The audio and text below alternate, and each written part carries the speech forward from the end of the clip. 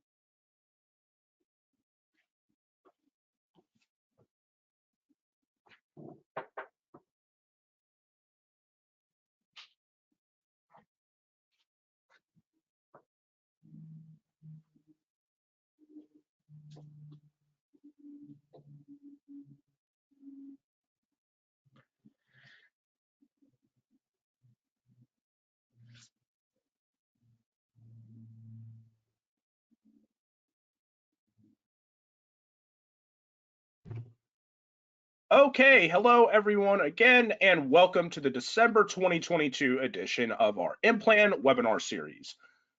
Today's topic is towards a new normal, significant changes in the economy reflected in the 2021 IMPLAN data.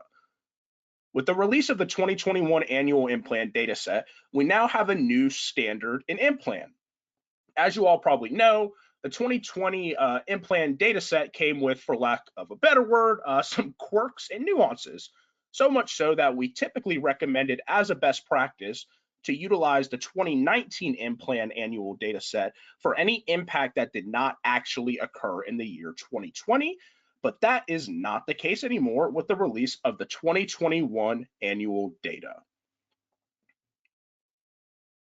If you all do not know, I am Michael Nealy, our IMPLAN resident education support specialist and data library expert working on the education services team here at IMPLAN. And so I'll be presenting a little bit more later on in the presentation, but the majority of the content will be presented by none other than IMPLAN's chief economist and director of data development, Dr. Jenny Thorvaldsen.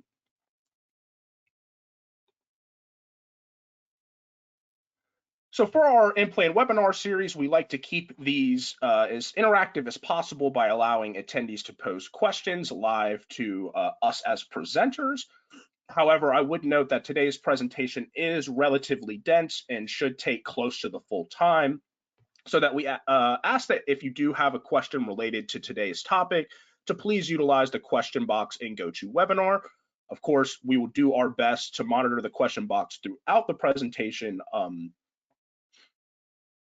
to get you answers as soon as possible. If you think you might want to ask a question, again, just make sure that you have this control panel open as shown here on the slide deck by hitting that orange arrow on the upper left portion of the pop-out window. At the conclusion of the presentation, again, if we do not get to answer your question within the time frame that we have left, we will have somebody from our support team personally follow up with you to provide a response. And with that, I'm going to go ahead and pass the mic off to Jenny, and she can get us kicked off today.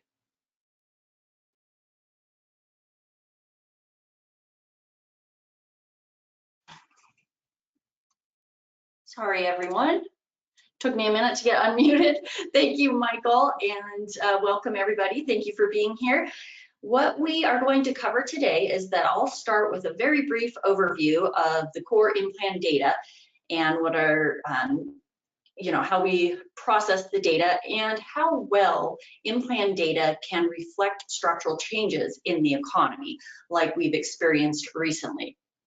Then the bulk of the presentation will be a showcase of some of the big changes that we noticed in the data, comparing 2019 through 2020 and up now to 2021, and really highlighting that the 2021 data are really toward a new normal, and that it's very different from 2019, and we're not going back to 2019. So as Michael mentioned, now, unless you're modeling something specifically that happened in 2020, we are recommending using the 2021 data and not using 2019 data anymore because it is not reflective of the current state of the economy. So we're going to highlight some things that we found that were pretty interesting and reflect some of the news you may have seen. And then I'll hand it over to Michael, and he'll continue with that same theme, but he'll be looking in our what we call the data library, where you get access to our time series data, and he's going to do some visualizations and show some other things there. All right. So, brief overview of the IMPLAN data. I'm going to talk about our core annual data. So that's the US-based data that is really essential to the core input-output analysis. We do have other data products that I'm not going to go into today, but we have occupational and core competency data, environmental data, and now international data. So we will be presenting webinars on all of those data products in the very near future. So keep your eye out for that. But for our core annual data, we use over 90 public data sources, and the main value that we add to those data sources are through these items here. So first and foremost, we provide estimates of non-disclosed values. So most of you probably know that the government by law cannot publish a number that would allow about a specific industry in a specific place that would allow someone to identify a particular business. So they purposely put some non-disclosures in their raw data. And so the bulk of what we do is to estimate values for those non-disclosures.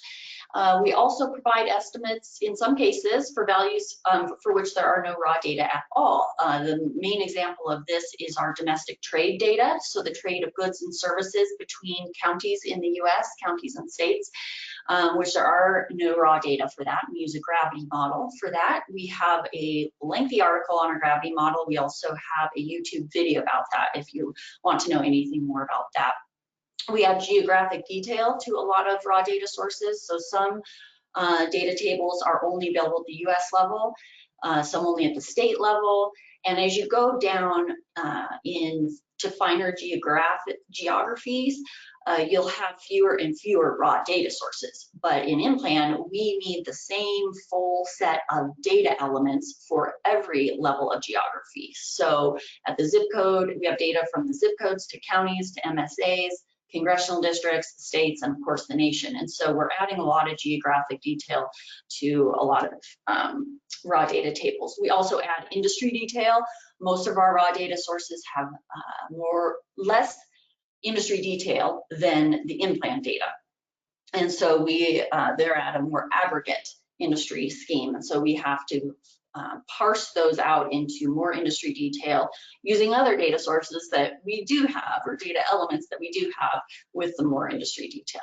We adjust for under coverage. An example here would be the Bureau of Labor Statistics Census of Employment and Wages data. It doesn't fully cover railroad workers, private education because of student employees, doesn't cover military. There's a couple types of fishing, of specific species of fish that aren't covered, and so their employment wages values for commercial fishing isn't full for some states. And so we go through all these efforts to try to make the most complete data set that we can. We seek out better data sources where available and where we can. So one example for this would be for a lot of our service sectors, we use to get the output number. For those industries, we use the BEA's industry output series, but that is a year lagged data. And so we have to project them using labor income and employment and things like that. We have our processes, and that works pretty well for most service sectors. However, that doesn't work very well for sectors whose output or their main, like the price of their main commodity changes a lot over time from year to year and has some big swings. So examples of this would be oil and gas extraction, petroleum refining, and things like that, where the price of what they make varies pretty significantly one year to the next. So they're not good candidates for us to be projecting what the next, projecting a lagged value. And so for that, we turn to the Energy Information Administration. So we do try, so instead of just using a data source that we do have, we try to get the best data source. And then finally, these are all controlled. Everything's geographically controlled in IMPLAN. So all the zip codes in a county, if you summed them up, their values would match the county values. Likewise, for all the counties in a state and all the states in a nation, everything is controlled to annual current US NIPA control totals, so National Income and Products Accounts. And so when you build a US model in IMPLAN, you can compare that to NIPA values from the BEA. So that really is great. Let's see, just wanted to mention real quick before we move on to the next slide that we do have a video on our YouTube channel that gives a fuller overview of our data sources, methods, some curiosities and the like. And then we have a multitude of articles on our support site that go into even further detail about very specific data elements and how we get those data. All right, so can IMPLAN data really reflect structural changes in the economy? So I'm going to start, I have 2 slides on this. I'm going to start with the oldest and least frequent data set that we use and talk about that, and then talk about a couple others. And so one of the probably the most concerning thing would be the use of a lagged use matrix. And that is basically, for those of you who don't know, it's basically the list of commodities that each industry buys. And there's the same thing for government, what government buys and things like that. And it's the use matrix, and we get it from the Bureau of Economic Analysis, the BEA, but it's released every 5 years with a pretty significant lag. Okay, so this is not ideal, but a few things that, one is just a statement that, well, there isn't any other data source for these industry production functions. So all US-based IO models and CGE models are based on the same use matrix. So it's kind of the best we can get.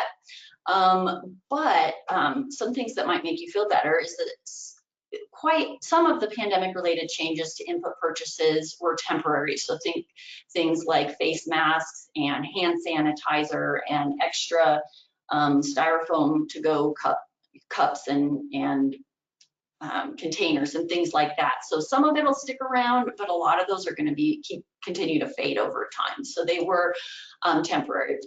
Also, the intermediate input values, so that's kind of the values that we have for each.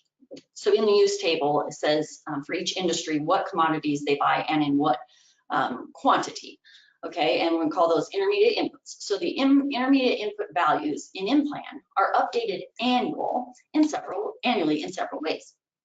So first of all, each industry's intermediate input values are adjusted up or down to conform to that year's new values for output and value added for each industry.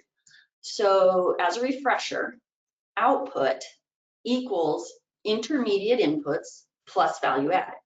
So if you get new numbers for output and new numbers for value added, then by default, you're getting new numbers for your total intermediate input expenditures, because you subtract a new value added number from a new output number, and there you're left with a new total intermediate input. And so this is a proportional adjustment up or down for all the inputs that industry buys. So it is an update, but it doesn't include any substitution effect between all the inputs, the specific inputs. But luckily, we do additional adjusting, which is each industry's intermediate input values are also adjusted upward or downward based on this year's new values for household demand, government demand for each commodity, foreign imports of each commodity, foreign exports of each commodity, inventory of each commodity individually. So in this one, there is this does change the relative proportion of inputs for the specific commodities being purchased by an industry. So some commodities might go up and some might go down. And so there really are a lot of updates we do to this. So we do this through a bidirectional RAS, and we have a video about RAS as well if you're not familiar with that. So yes, while we're starting from a base of pretty old input data, we're doing a lot of updates to those each year.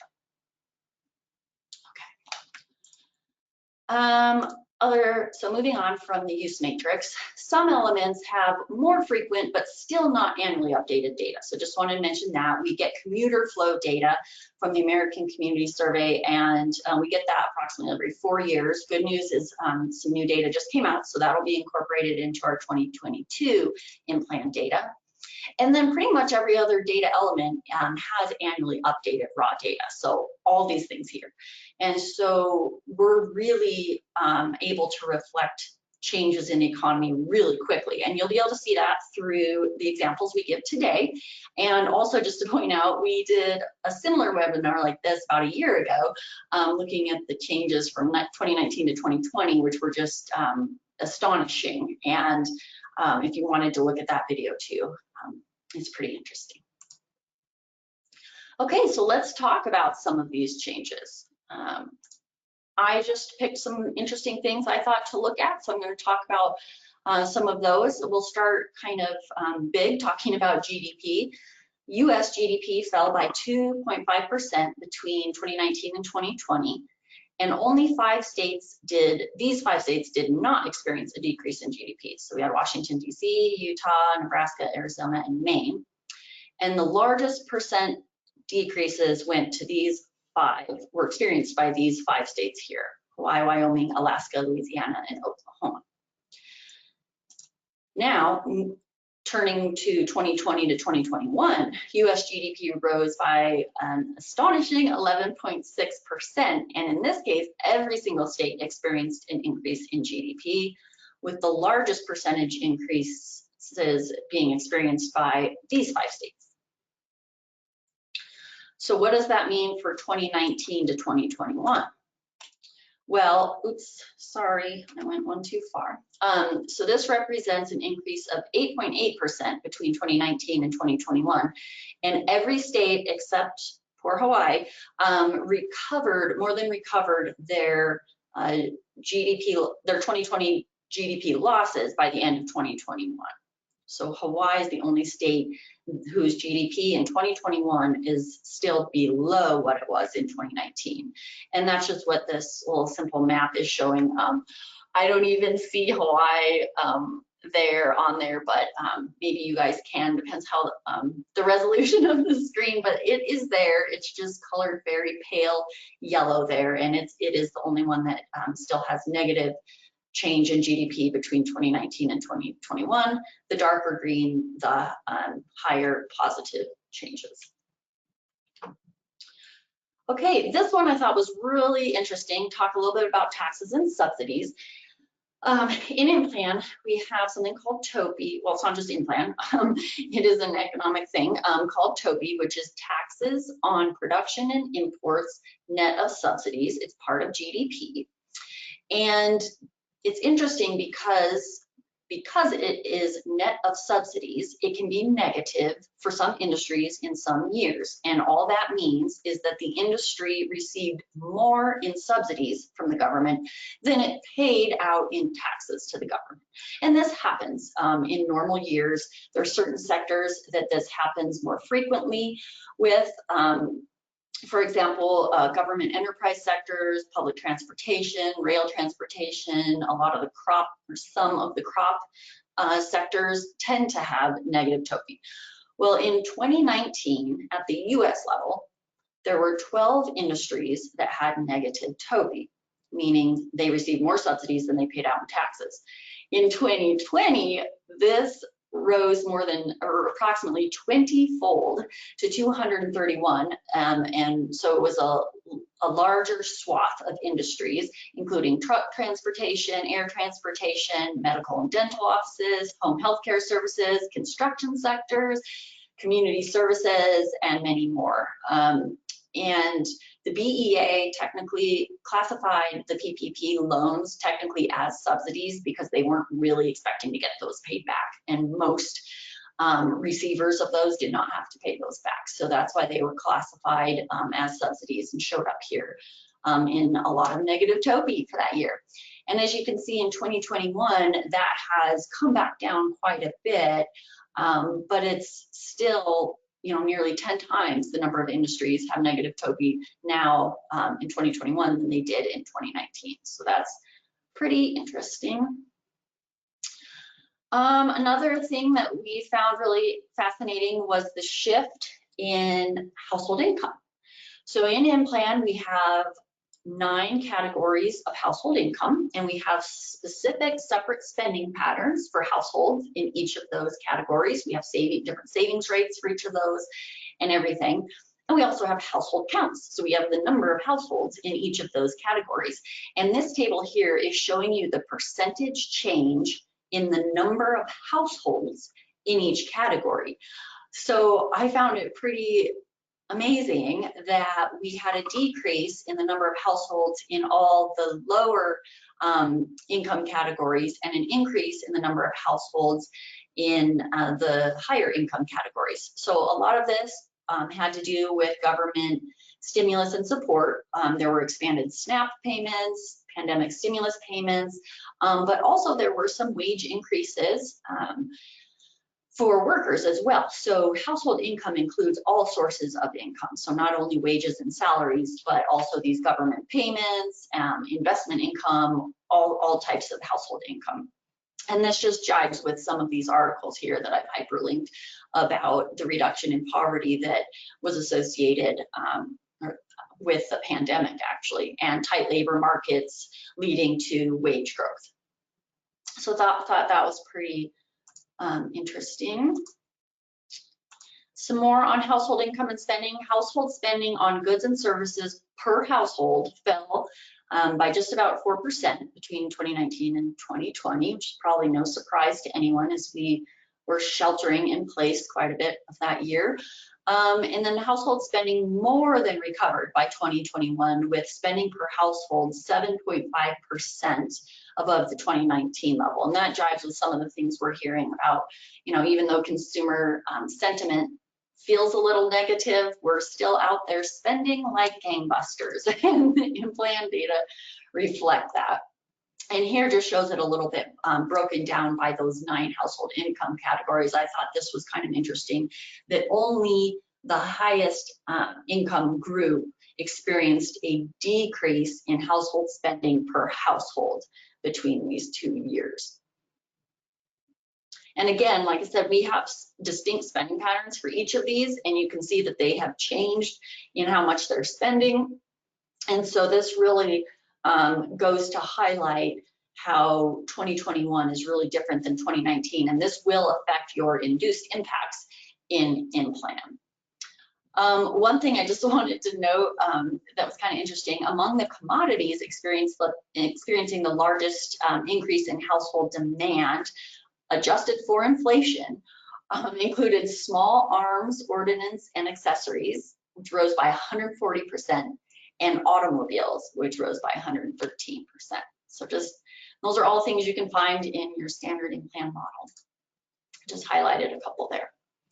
All right, looking at foreign trade, 2020 saw sharp declines in foreign trade, both imports and exports of goods and services, as you would have expected, I'm sure, with foreign exports falling a little bit more than foreign imports.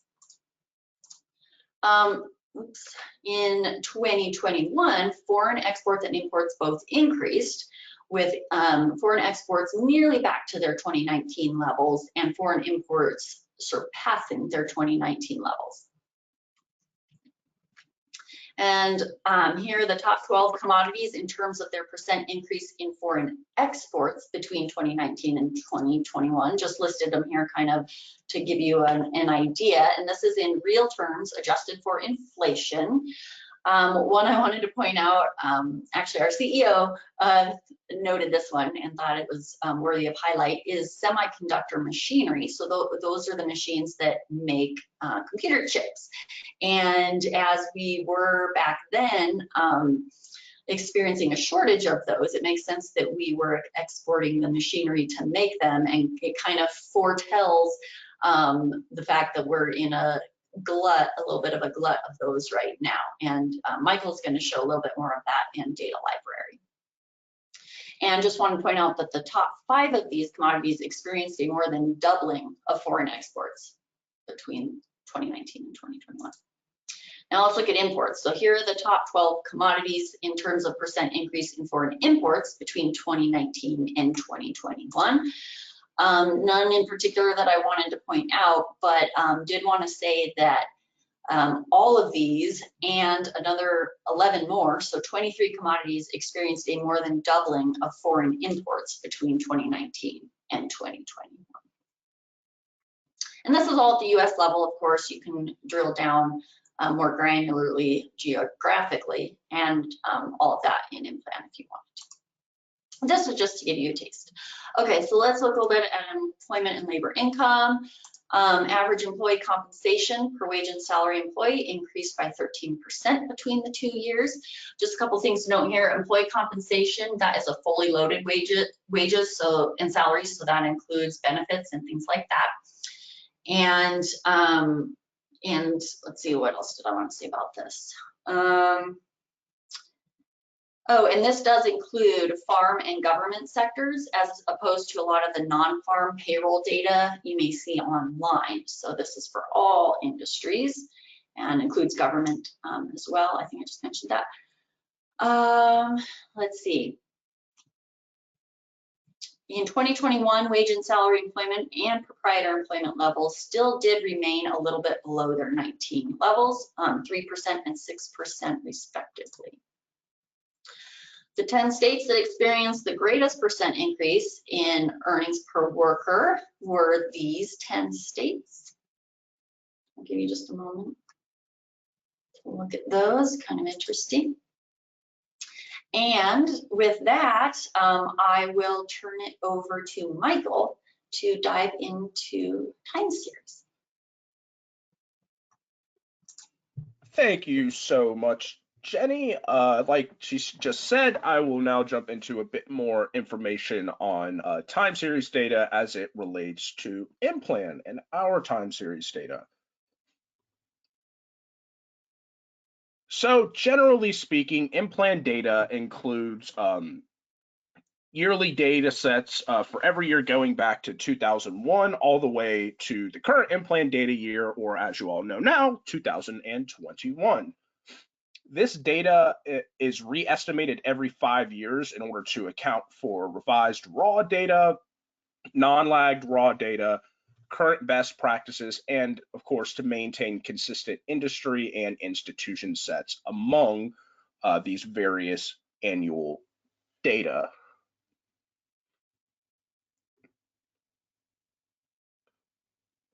So all of this data that I just spoke on the last slide is included for use in the IMPLAN Data Library. And again, this includes within Data Library all of the data that are available on the IO or modeling side of IMPLAN Cloud, with the addition of a couple of different data sets. First, we have the domestic trade data, Then we also have the Census of Employment and Wages data, which includes wage and salary employment and wage and salary income at the 6-digit NAICS level of detail. So again, majority of the data that is available on the IO side of our application is also available in Data Library with a couple of notable additions. This is not necessarily any type of orientation or introduction to Data Library in and of itself. We do have various support resources on our website that can walk you through how to utilize Data Library from the basics to some more advanced information. And of course, if you have any more questions, feel free to reach out to our support team at support@implan.com, and we'd be happy to help you with any and all of your Data Library questions. But again, this is just more trying to find some useful information from Data Library as it pertains to the 2021 annual data set. In IMPLAN's Data Library, there's a couple of different manners in which you can save your data queries, the first of which are going to be those built-in or pre-built dashboards. Dashboards in general are a collection of data visualizations and data queries, and these built-in dashboards, again, are pre-built on our end by our product team. So these are going to require the least general proficiency and are only going to mean that you have to edit filters and whatnot to tailor these data points and visualizations to your research purposes. For our more advanced Data Library users, you also have the ability to define a user-defined or custom dashboard to collect various related data queries on a single page as it pertains to your research purposes. By utilizing IMPLAN's Data Library, we can again gain valuable insights by comparing data across years, industries, regions, etc.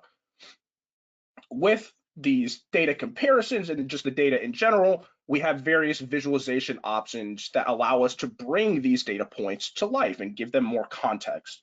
And I'll go through an example of each of these here as it pertains to 2021. But again, some of those visualization options include, but are not limited to, downloadable data tables. So again, just standard data queries. You can also set up bar chart visualizations, trend line visualizations, and heat maps.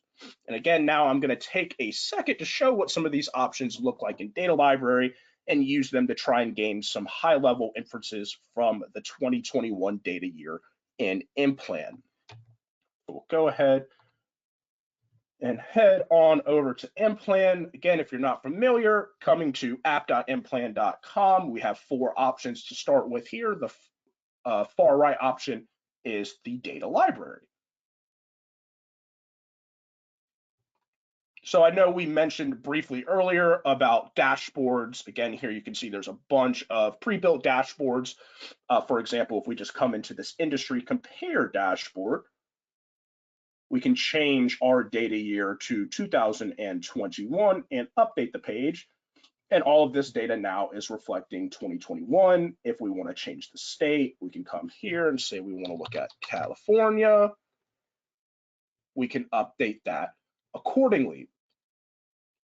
In addition to these pre-built dashboards, again, you have user-defined and custom dashboards where you can compile all of these data queries, visualizations, tiles, more generally speaking, is what we refer to these tables as, more specific to your research use case. So that's one manner in which you can save some of your queries that you would build from an Explorer. So for instance here, if we wanted to build an industry data Explorer, we could do so from here. And again, this is going to be a little bit more advanced, but again, once you've built these queries out, you have the ability to save them either to a dashboard or as a look. And so the looks are what I'm going to use for our demonstration here today. And the first thing I want to look at is something that Jenny touched on in her slides a little while ago. So this is going to be a bar chart to look at foreign exports of a certain commodity over time. Again, remember a few slides ago, Jenny spoke about some of the top commodities in terms of foreign trade growth, one of which was semiconductor machinery. So this chart here shows us how US-based exports for this commodity, as you can see up here in our filter bar, 3265 semiconductor machinery, have changed over the years from 2001 to 2021. From 2018 to 2019, here we can see just prior to COVID, there was a slight drawback from about 11.2 billion all the way down to under $10 billion worth of foreign exports of this commodity. Excuse me, but then we can also see that in 2020, this went back up to slightly above 2018 levels. As Jenny noted, we saw demand increases during the COVID pandemic, which was also coupled with, generally speaking, supply shortages in this sector. Those, as Jenny noted, those shortages have now turned into somewhat of a glut, as we can see from 2020 to 2021, foreign exports of this particular commodity jumped by about 63 some odd percent. So that is the single largest year-over-year jump that we have seen for this commodity in the IMPLAN data set, going from under 11.5 billion all the way up to just shy of 18.6 billion. So pretty sizable jump. And now we can move this conversation a little bit deeper into the industry production end and see where these foreign export jumps are going to be reflected in that industry production by state by using another one of those visualization options that I talked about earlier, a heat map. So if we come here, come to semiconductor machinery manufacturing. So this is the industry side of that commodity. This is industry 265, which is the industry, again, that manufactures this semiconductor machinery. So what we have here is a heat map showing us which states had the largest output in the semiconductor machinery manufacturing industry in 2021, using 2022 or real dollar values. We can see here on the bottom left, roughly our scale goes from light blue to dark red being the most densely concentrated, light blue being the least. And with that, we can click on our state of California here, which has the only red value, meaning that it would be the most densely concentrated in production for this industry. And we can see that California in 2021 accounted for over $10.7 billion of output for the semiconductor machinery manufacturing industry. Taking a look at another state here, we have the state of Oregon. If we click on that, we can see that Oregon is coming in second with just shy of $2.2 billion in output for this industry. And all the way across the country, here in Massachusetts, coming in third, following Oregon, the industry within Massachusetts had about $1.9 billion in output. So that's a pretty steep drop off from the 10.7 some odd billion dollars in California, but nonetheless a fun way to interact with this data to better understand where production is happening within this industry. Again, we can take a look at Texas here, see that has about $704 million of output, or our native North Carolina, where the IMPLAN headquarters are located, having about $30 million of output in this industry. So now I want to take a look at another one of the artifacts of our quote unquote new normal post-COVID economy. Logically thinking, online retail was something that took a large jump from pre-COVID to post-COVID.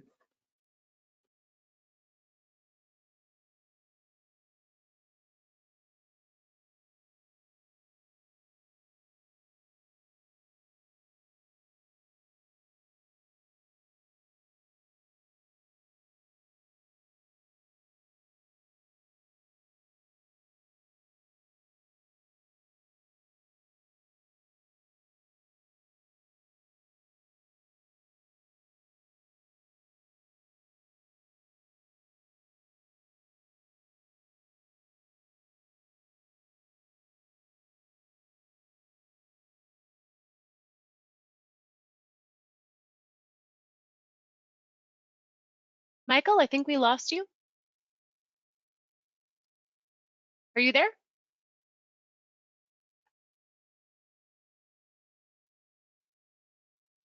We can no longer hear your audio, Michael. What about now? Yep, there you are. Thank you. It seems I mistakenly unplugged my mic. Thank you, everyone, for letting me know about that. Okay, again, here, what we're looking at is non-store retailer output from 2001 to 2021. I'm not sure if you guys heard this bit, but logically thinking, in the post-COVID economy, online retail is going to be a very huge factor here. Of the new normal economy. So this chart here is a general trend line with steps for each year, whether it be positive or negative, in output for this industry across all states from 2001 to 2021. In IMPLAN, this non-store retailer industry 413 is going to include those online retailers.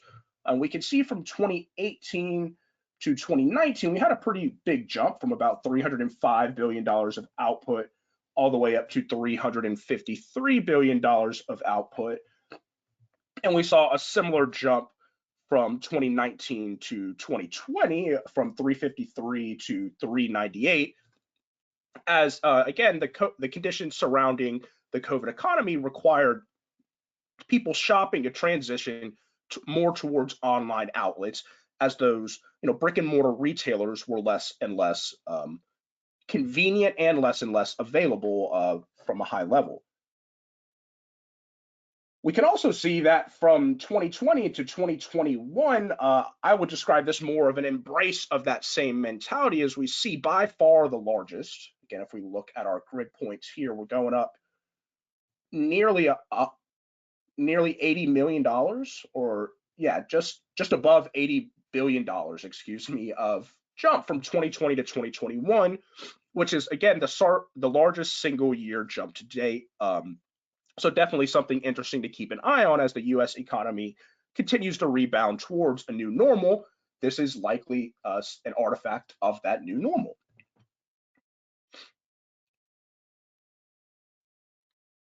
And so last here, something that may be pertinent to people working within this sector, again, just trying to display some of these data artifacts. I wanted to take a look at the agricultural industry's growth from pre-COVID to current conditions. So this table here, I know it's going to be a lot of visual mumbo jumbo here. Again, ton of numbers on this page. The main thing that I wanted to take away from this table is we're filtered on all of the agricultural industries in the IMPLAN 546 aggregation scheme. So basically what I've done is I've created an aggregated agricultural industry, and we can see the changes in employment and output from 2019 to 2021, and then also from 2020 to 2021 by state. So we'll close this filter bar out here.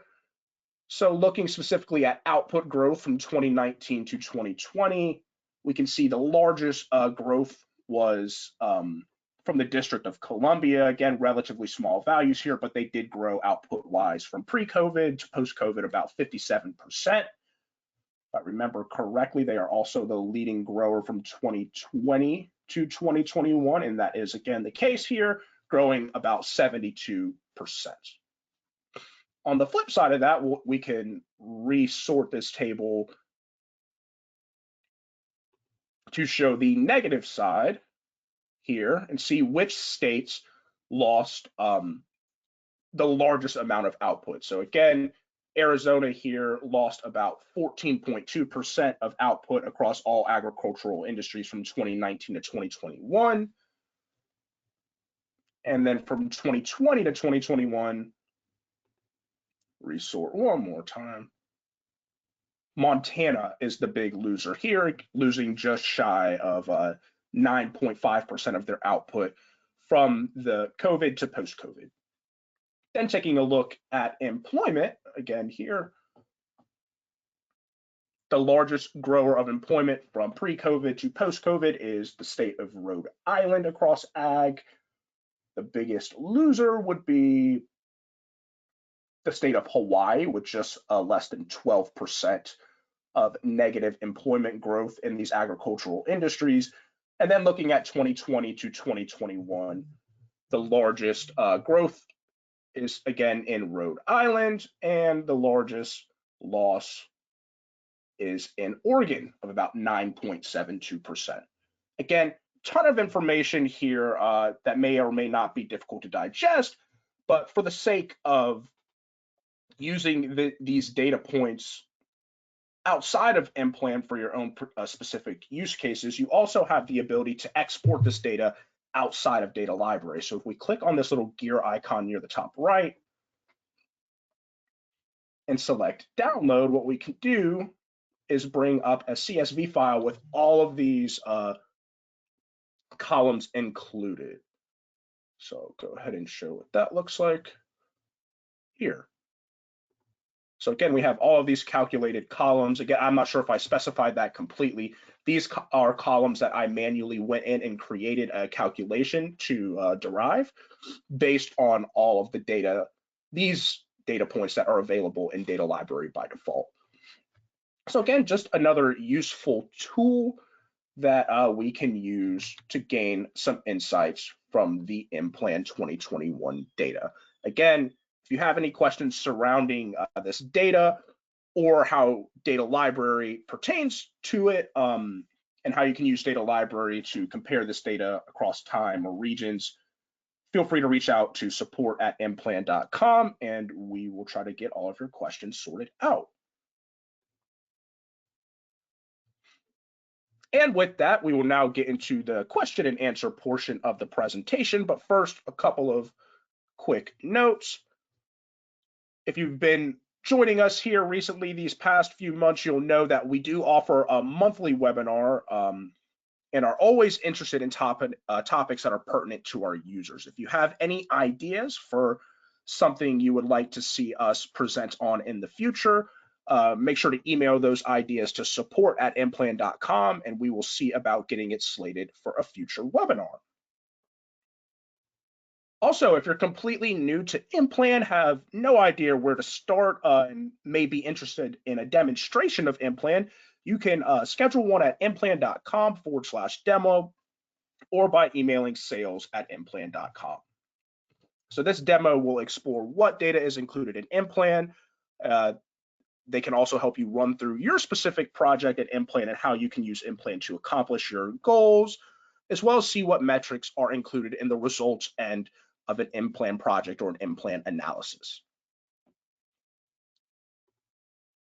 If you have any more specific questions and are already a current IMPLAN customer, you can always email our customer success team, again, support@implan.com, and we will get that routed there. Your CSMs on our team are Colton Hall, Meg Phillip, Rada, Autumn, Whitney, and Kiana. And also, in addition to this support option, we also have the community forum option. So support.implan.com/hc/en.us/community/topics. If you have any questions there, and somebody will get back to you. Remember, our support website, support.implan.com, is your 24/7 support resource. And here under our product section of the support site, you can find recordings of our past webinar sessions along with registration for upcoming sessions. And with that, now we can go ahead and use whatever time we have left to go through some questions that came up throughout the course of the webinar. Remember, we will do our very best to get to as many questions as possible here, but note that any questions that we do not get to live will be followed up on via email from a member of our support team after the conclusion of the webinar.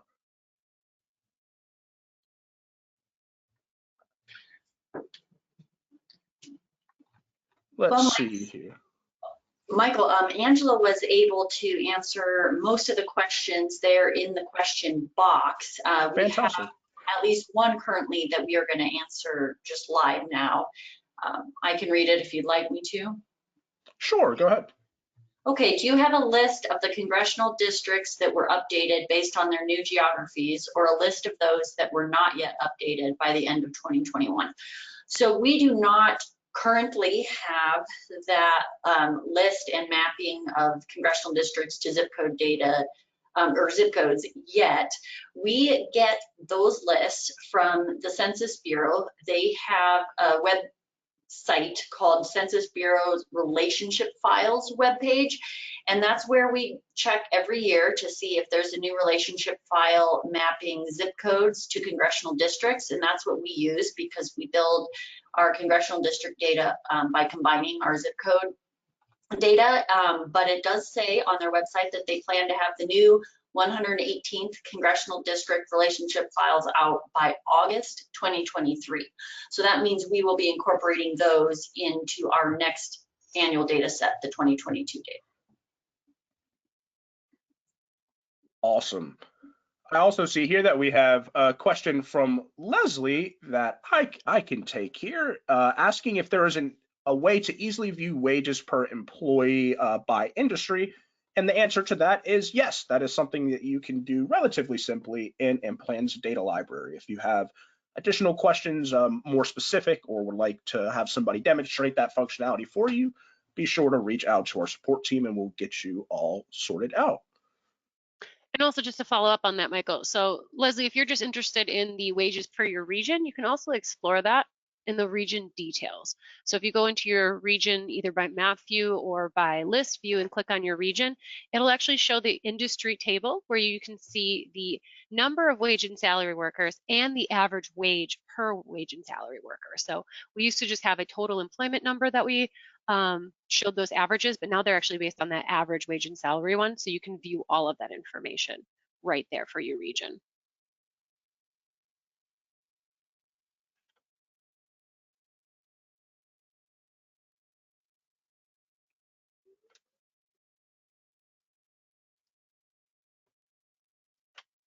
Let's see here.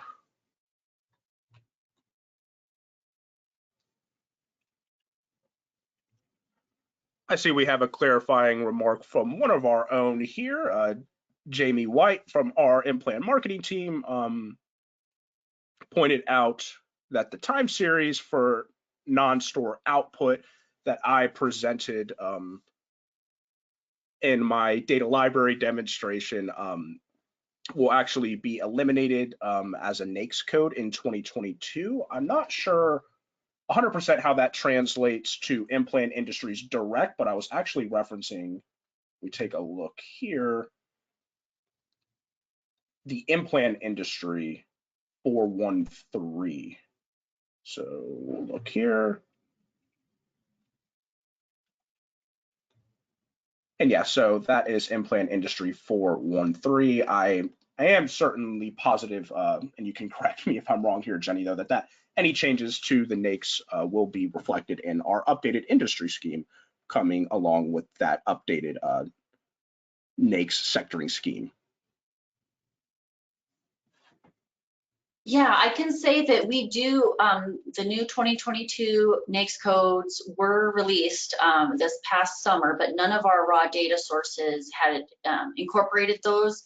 The BLS CEW data that I mentioned earlier, they should come out using the new 2022 NAICS codes this summer, and I will just have to admit that I haven't memorized all those changes yet because I haven't had any data sources with that yet. So I'll just have to plead ignorance on that and say we will have to figure that out. If I recall correctly, I remember seeing something like that. I think they split it up among the other various retail sectors and some other sectors. So we'll have to figure out what we're going to do with that. But I would guess all of our other data sources for output and things like that are still going to have that industry. So we at IMPLAN will, I'm guessing, still have that industry. We only really change our industries when the new BEA benchmark tables come out, like that new use matrix and things like that. So we'll find a way to make the CEW data for those if we need to, but sorry that I don't have more information on that yet. It'll be in our release notes, that's for sure. Exactly. So we also have a question from Ali that I see that Angela has just answered, but I think it may be helpful to share with everybody. He says, I don't have data library on my subscription. How can I get that? The answer is data library is generally an add-on to your current IMPLAN subscription, although some larger subscription levels do include it as a part of that subscription, but generally this is an add-on or a standalone addition to your subscription. So again, reach out to support@implan.com if you're already a current IMPLAN customer, and we will do our best to get you set up with that. And that also applies to the environmental data as well.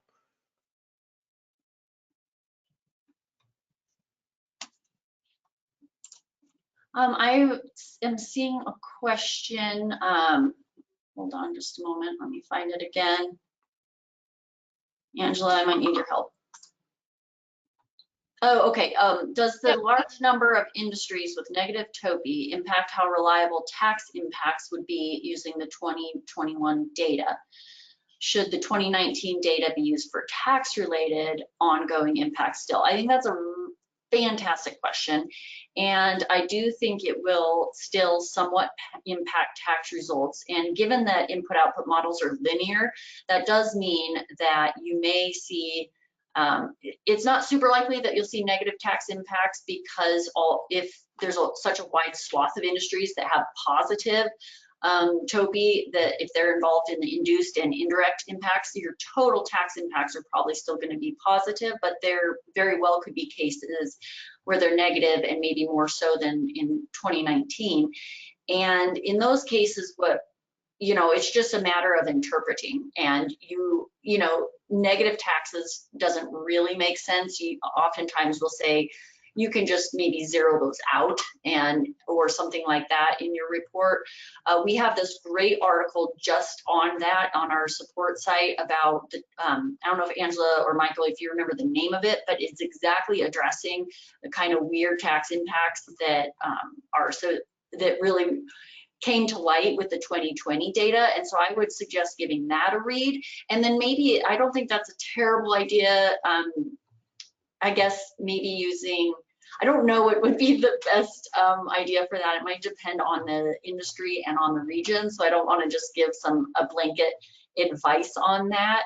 I guess that kind of, if you think that in the long term, taxes are going to go back to what they looked like in 19, that's your judgment call, and could look at tax rates from there and adjust that. So adjusting your tax results can often be advisable.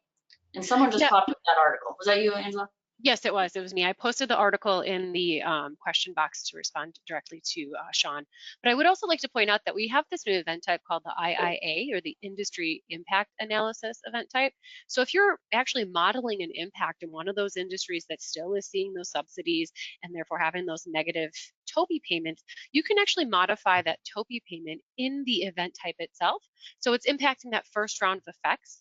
It doesn't impact the subsequent rounds of effects, as in if any suppliers are purchasing back from that industry throughout those multiple iterations in the supply chains. It's not going to change that, but will still impact your direct effect tax results. So, and mostly that's what people are interested in anyways when we're talking about these industries that could have these negative TOPI payments.